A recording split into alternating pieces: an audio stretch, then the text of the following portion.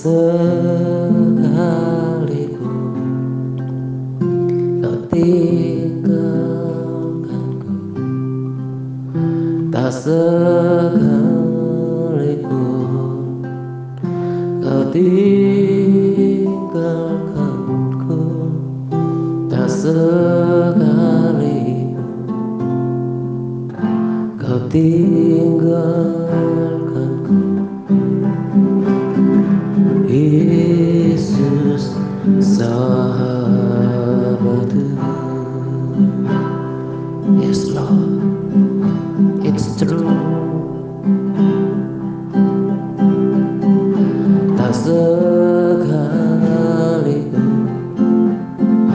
kau tinggalkanku, tak sekalipun kau tinggalkanku, tak sekalipun kau tinggalkanku. Yesus sahabatku.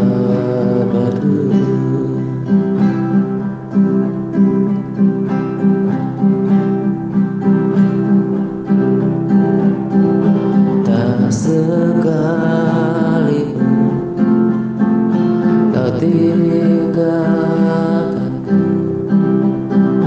tak sekalipun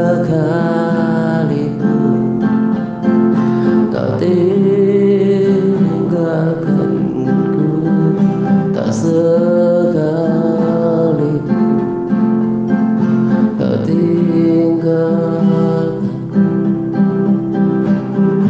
Yesus sahabatku.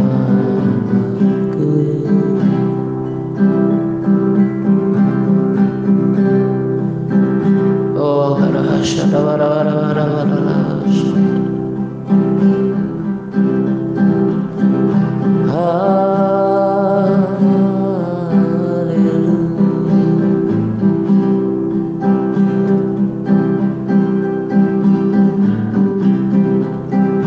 Kau selalu ada bagiku, Kau selalu ada bagiku, sebagai Bapa yang kekal.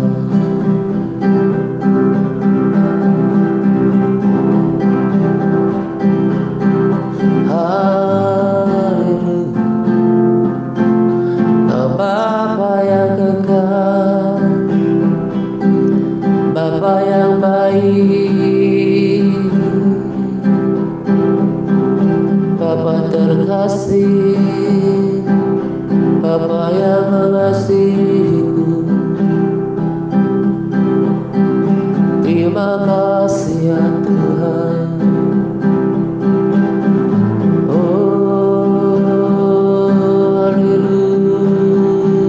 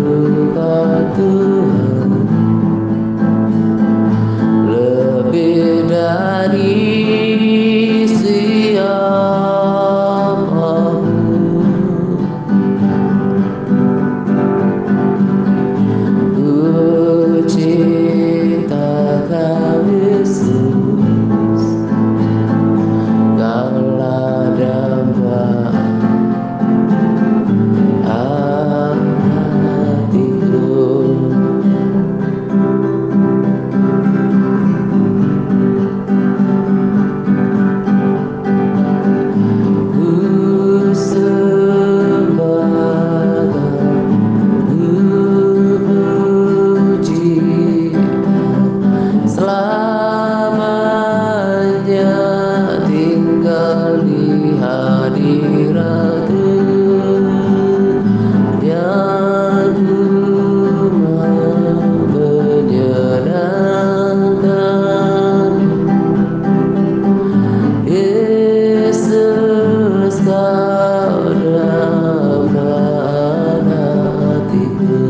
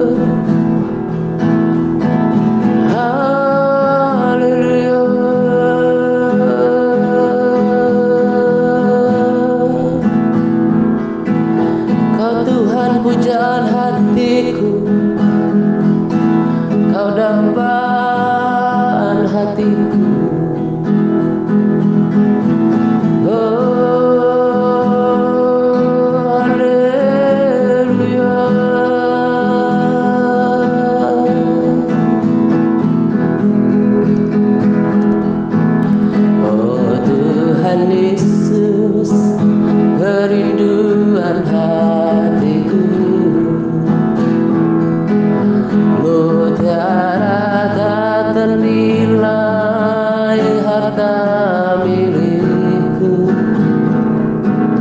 keindahanmu memudarkan dunia. Di mataku engkau termulia. Oh Tuhan Yesus, kerinduan hatiku, mutiara tak ternilai harta milikku, keindahanmu memudarkan dunia. Di mataku engkau termulia. Di mataku engkau termulia. Di mataku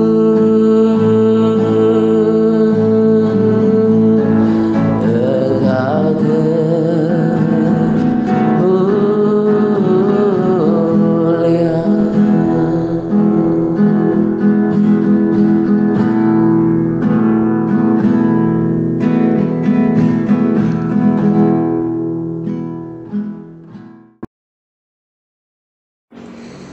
Salam hamba-hambanya Pak Atta dan para sahabatku yang terkasih.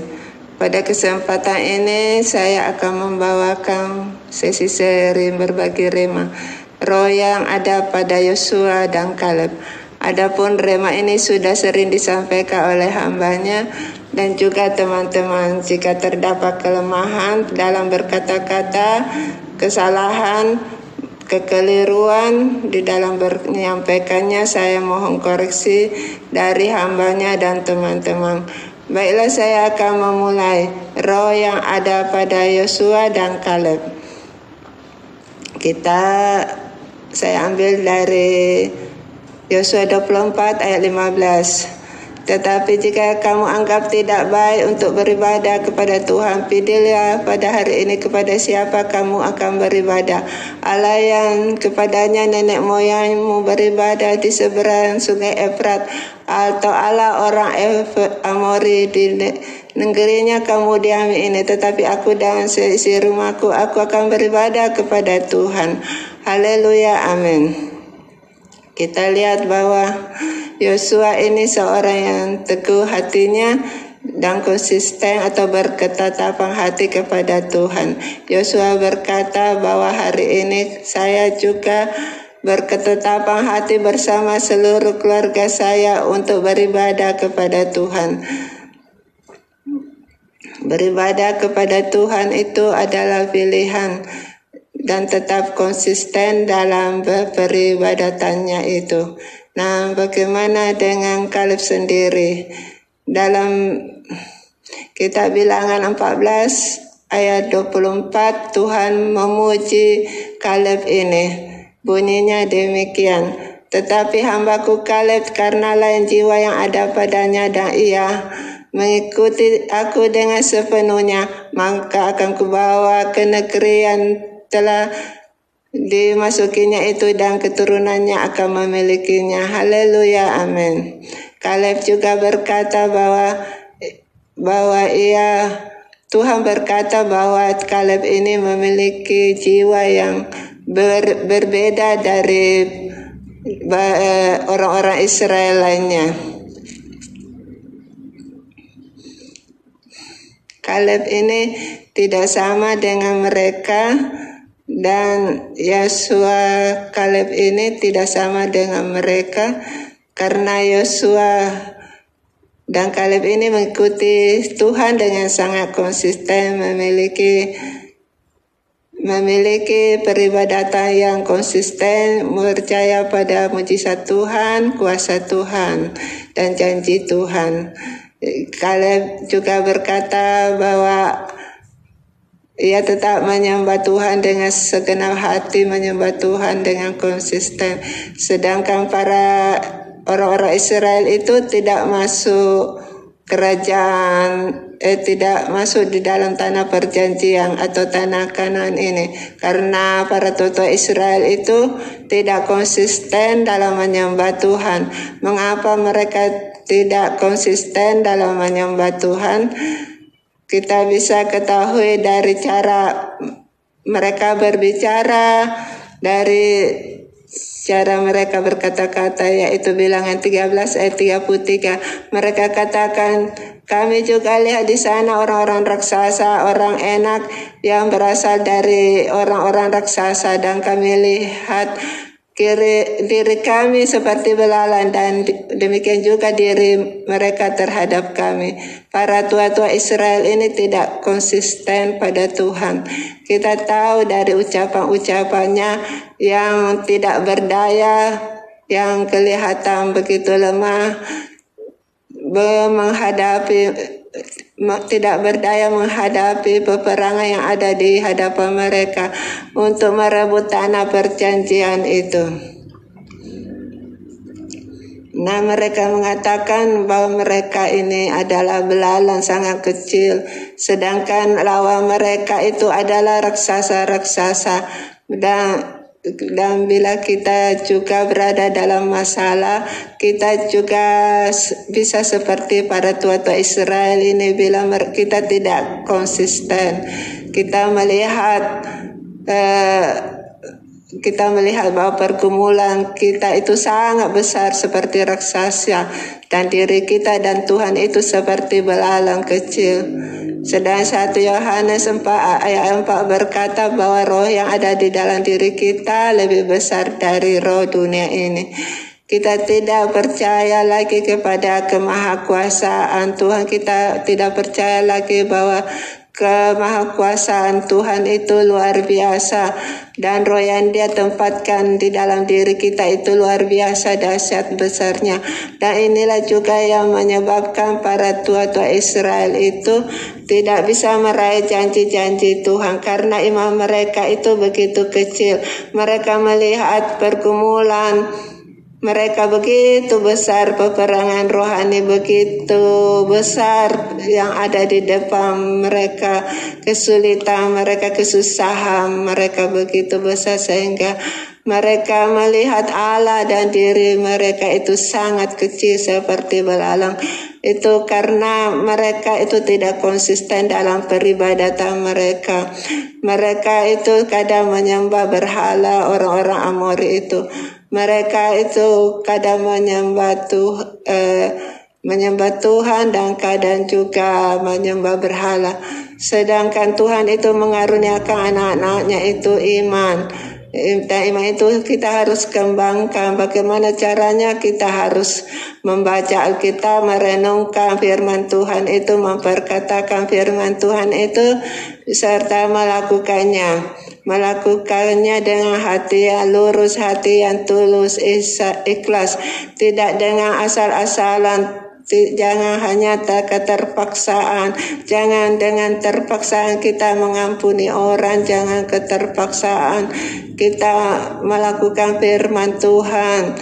Jangan dengan terkepaksaan kita menabur atau memberi. Keterpaksaan melakukan doa, melakukan pembacaan Alkitab, melakukan semuanya SBR, ayat hafalan dengan terpaksa. Bahkan berbuat baik juga keterpaksaan, memberi juga keterpaksaan, semuanya keterpaksaan. Sangat tidak berkenan di hadapan Allah Bapa. Dan kita melihat mengapa kita harus konsisten.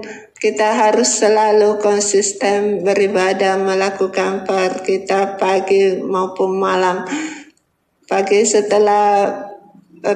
kalau mau bangun tidur, dan malam ketika mau tidur. Saya melakukan ini karena saya harus merasakan penyertaan Tuhan. Saya harus merasakan dulu bahwa Tuhan itu menyertai saya sepanjang hari. Dan supaya saya bisa merasakan penyertaan Tuhan itu, maka saya harus baca Alkitab, saya harus berdoa, saya harus PPW, Saya harus mengandalkan Tuhan karena saya tidak bisa mengandalkan diri sendiri, karena kalau saya mengandalkan diri sendiri, saya bisa terhilang karena saya masih manusia yang lemah, masih manusia yang penuh dengan dosa, manusia yang penuh dengan kedagingan. Jadi saya juga mesti berpuasa saban hari dari malam sampai siang, karena kalau kita mulai mundur secara kerohanian, maka akan ada gap di dalam kerohanian itu. Saya bukan mengajar di sini, saya mengatakannya sesuai dengan pengalaman saya. Janganlah kita ada gap dengan Tuhan. Marilah kita berpuasa dengan sungguh-sungguh. Marilah kita menyalibkan daging kita dengan sungguh-sungguh, karena daging kita ini selalu berontak, tidak mau melakukan firman, maunya senang-senang, maunya bermalas-malasan, dan kita juga kadang punya banyak 1001 alasan untuk tidak beribadah, karena pekerjaan-pekerjaan yang menghadang kita, baik itu pekerjaan jasmani, pekerjaan secara fisik. Ya, saya mau melepaskan kedagingan saya bukan karena saya kuat, tapi karena Tuhan memberi saya kekuatan. Haleluya, amin, terpujilah nama Tuhan. Kenapa kita harus konsisten? Karena kita memiliki Allah yang konsisten. Karena Allah yang kita sembah itu adalah Allah yang konsisten. Kita bisa baca dalam Kejadian 17 ayat 4. Bunyinya demikian, dari pihakku inilah perjanjianku dengan engkau. Engkau akan menjadi bapa dari sejumlah besar bangsa. Karena itu namamu bukan lagi Abram tetapi Abraham. Karena engkau telah kutetapkan menjadi bapa dari sejumlah besar bangsa. Kamu akan kubuat menjadi bangsa-bangsa yang besar, dan daripadamu berasal raja-raja. Pada seketika itu belasan tahun Sarah tidak mendapatkan keturunan. Sarah belum juga mengandung sehingga Sarah menjadi lemah. Akhirnya Sarah membuat kesalahan dengan memberikan Hagar kepada Abraham agar menikahinya, sehingga lahirlah Ismail. Tetapi Tuhan juga berjanji untuk memelihara keturunan Ismail ini. Tuhan tidak mempersalahkan mereka, tetapi Tuhan mengingatkan kembali janjinya kepada Abraham dan Sarah. Allah tidak membatalkan janjinya kepada Sarah dan Abraham karena Allah itu konsisten dengan janjinya. Kemudian puji Tuhan, 13 tahun kemudian lahirlah Ishak, anak perjanjian itu. Puji nama Tuhan. Haleluya. Disinilah kita melihat bahwa tokoh-tokoh Alkitab itu juga tokoh-tokoh yang konsisten, seperti Daniel juga konsisten dalam PPW 3 kali sehari berdoa sekalipun nyawanya terancam. Ia melakukan kebiasaannya yang telah menjadi gaya hidup, 3 kali sehari berdoa. Demikian juga Ayub yang dalam kondisi terpuruk, di mana anaknya semua mati, hartanya lenyap, dan dirinya juga mengalami sakit penyakit. Tetapi ia terus memuji Tuhan, menyembah Tuhan. Ia terus berkata, kenapa kita harus mau menerima yang baik dari Allah, tetapi tidak mau menerima yang buruk dari Tuhan. Nah, ini kita tahu dari konsisten Ayub, dari ini dalam Ayub 35 ayat 10 berkata, tetapi orang tidak bertanya, di mana Allah yang membuat aku dan yang memberi nyanyian pujian di waktu malam. Di waktu malam ini saya garis bawahi, Waktu malam itu menggambarkan bahwa keadaan Ayub waktu itu sangat gelap, sangat berada di lembah bayang-bayang kekelaman. Ia berada di dalam lembah bayang-bayang maut, tetapi ia terus memuji Tuhan. Dan di waktu malam itu juga tidak ada setitik cahaya pun, kalau bukan orang menyalakan lampu atau lampu jalanan, kita tidak akan melihat cahaya. Bahkan mungkin di waktu malam bulan tidak bersinar dan bintang dan bulan tidak ada, itu sangat gelap sekali. Tetapi ini Ayub tetap memuji Tuhan, memberikan nyanyian di waktu malam. Dia memberi pujian kepada Tuhan di waktu malam yang sangat pekat. Di waktu kesulitan besar dalam hidupnya, inilah contoh-contoh Alkitab yang luar biasa konsistennya. Dan saya tidak bicarakan di sini karena waktu, hanya ini saja yang bisa saya sampaikan. Semuanya ini mereka ini tercatat di dalam Alkitab sebagai orang-orang Kristen. Demikian pula sahabat-sahabat saudara yang kekasih di dalam Tuhan Yesus Kristus, marilah kita tetap teguh dan konsisten dalam peribadatan kita, melakukan dan menjadi pelaku firman Tuhan. Bukan hanya sekali-sekali, tetapi setiap hari, setiap jam kita menjadi pelaku firman Tuhan, menjaga hati kita, pikiran kita, menjaga akal budi kita, menjaga semua anggota tubuh kita, dan menjaga kekudusan keuangan kita. Terima kasih kita menjadi pelaku-pelaku firman-Nya yang taat terhadap seluruh perintah Tuhan, seperti yang hamba-Nya ajarkan di komunitas ini. Sekian dan terima kasih. Inilah rema saya yang sangat singkat. Puji nama Tuhan. Salam Gertato. Tuhan Yesus memberkati. Amin. Oh Tuhan Yesus, kerinduan hatiku, mutiara tak ternilai harta